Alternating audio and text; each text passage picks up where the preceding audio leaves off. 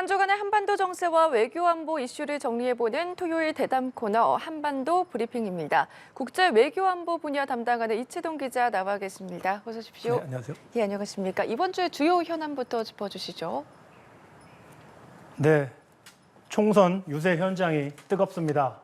한반도를 둘러싼 외교 현장도 바쁘게 돌아가고 있습니다. 오늘 다룰 내용 정리하고 조금 더 짚어보겠습니다. 유엔 안보리 산하 대북제재위원회 전문가 패널 활동이 종료됩니다.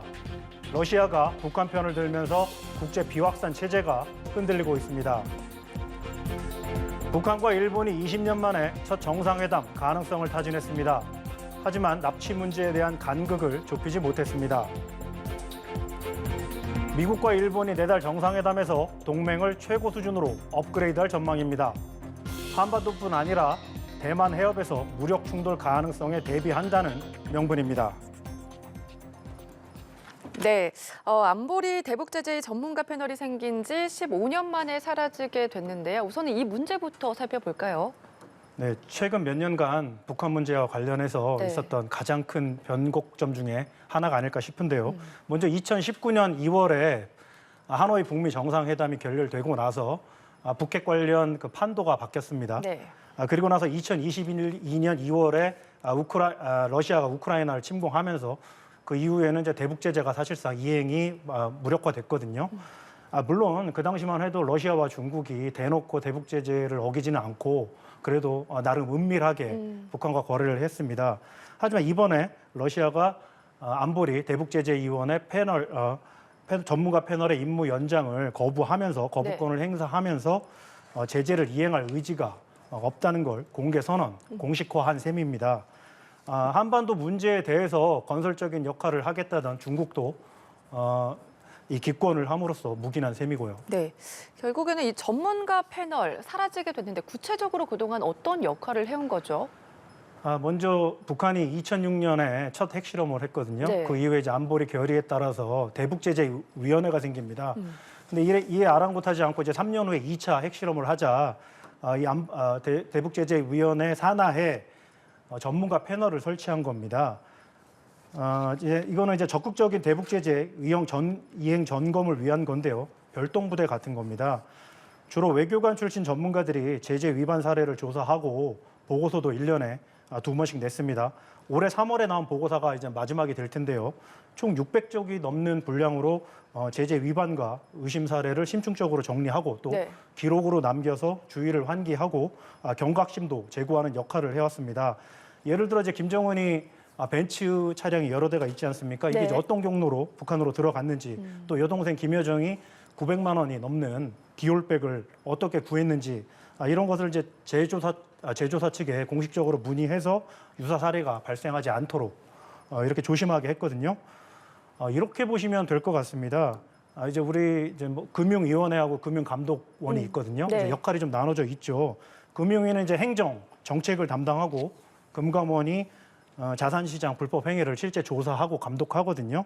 이처럼 금감원처럼 이 전문가 패널이 이제 손발 역할을 하는 겁니다. 이게 폐지되는 셈인데요. 이제 4월 31% 다음 달 말이죠. 네, 대북제재 이행을 위한 그동안 이제 파수꾼 역할을 해왔다 이렇게 봐도 과언이 아닐 것 같은데, 근데 왜 러시아는 거부권을 행사한 거죠? 일단 러시아 크렘린궁은 공식적으로 국익을 내세웠고요. 네. 그리고 이제 또한 대북제재는 북한의 목을 조이는 낡은 방식으로 상황을 악화시킬 뿐이다 이렇게 주장을 하고 있습니다. 그래서 이제 완화 또는 폐지를 주장해 왔는데요. 중국도 비슷한 입장을 보이고 있습니다. 이제 중국과 러시아는 형님격인 미국이 좀 북한에 좀 더 양보해라 뭐 이런 식입니다.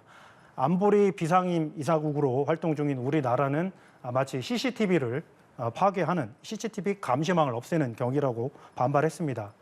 러시아와 우리 입장 차례로 들어보시겠습니다. Жесткие односторонние рестрикции, агрессивную пропаганду и прямые личные угрозы в адрес властей КНДР. В совокупности все эти меры ставят под вопрос саму возможность урегулирования проблем на полуострове в дальнейшем. There can be no justification for disbanding the guardians of the UN's DPRK sanctions regime, consisting of multiple resolutions adopted unanimously by this Council. This is almost comparable to destroying a CCTV to avoid being caught red-handed.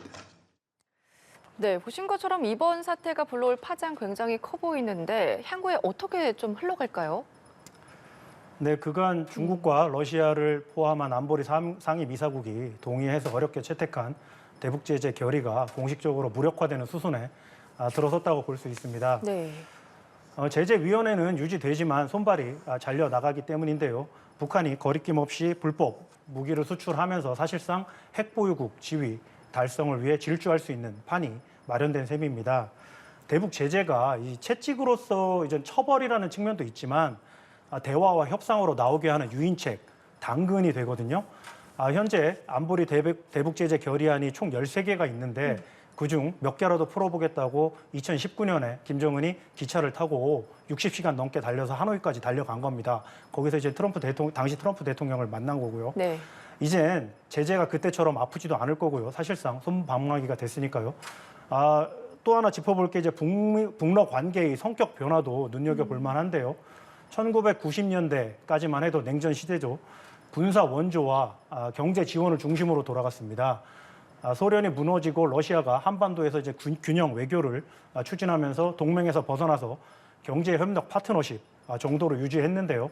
우크라이나 전쟁으로 북중러대 한미일 이 대립 구도가 명확해지면서 북한과 러시아가 군사, 외교, 정치, 문화까지 전방이 밀착, 밀월 또 연대 강화 행보를 보이고 있는 겁니다. 네, 알겠습니다. 이런가 하면 이번 주에 이제 북한과 일본이 정상회담 성사 여부를 두고 좀 관심이 모아졌었는데 잘 안 된 건가요?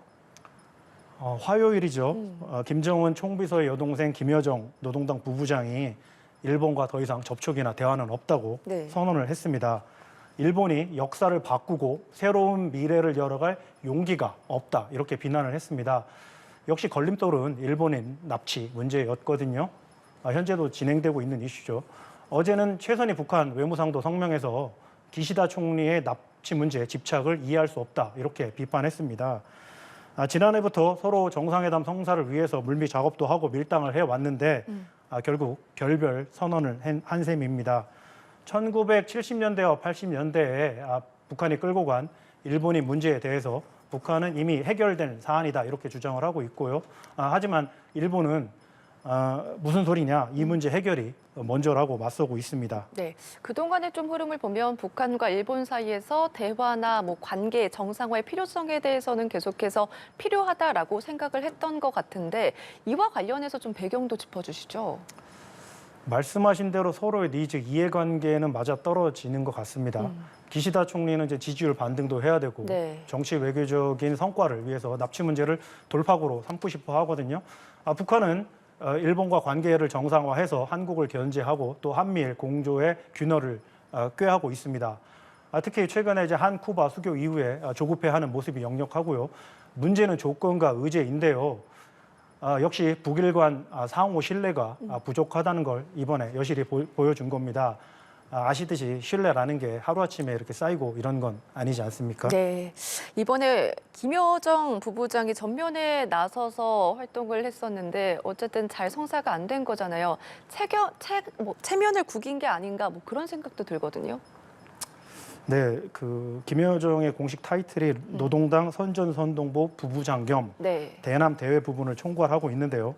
이번에 자이든 타이든 총대를 메고 전면에 나섰습니다. 개인적인 견해 이런 것도 운운하면서 김정은이나 정권 차원에서 공식적으로 나서기는 이 껄끄러운 이 사안에 대해서 본인이 풀어보려고 했는데 뜻대로 안 된 겁니다. 김정은보다 나이가 4살이 어려서 36살이라고 하는데요.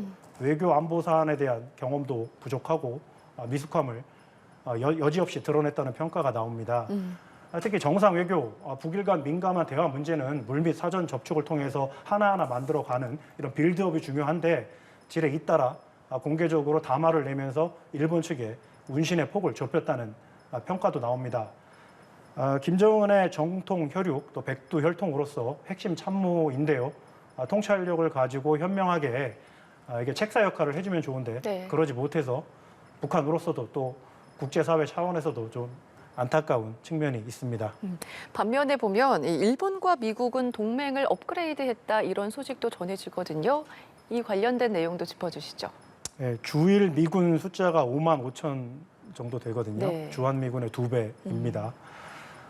주한 미군 사령관이 별넷 이제 사성 장군 대장인데요. 네.